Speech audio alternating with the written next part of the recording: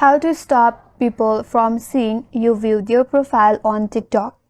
Hi everyone, this is Kate and welcome back to another video, and on today's video we will see how we can stop people from seeing that you viewed their profile on TikTok. So without further delay, let's get started with this video.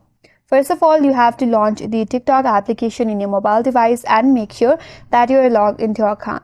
Once you're on your home page, head towards the profile icon at the bottom right and tap on it.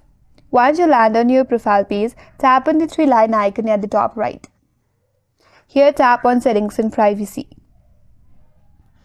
Under Settings and Privacy, tap on Privacy and scroll down a bit.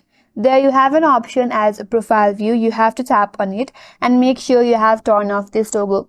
If your toggle is turned on, you have to turn it off. After that, people want to see if you visited their profile, and you will also not be able to see who visited your profile as well. So in this way, you can stop people from seeing that you viewed their profile on TikTok. And that's all for today's video. Hope this video was helpful, and if you're new to our channel, consider subscribing. Thank you for watching and stay tuned for more videos.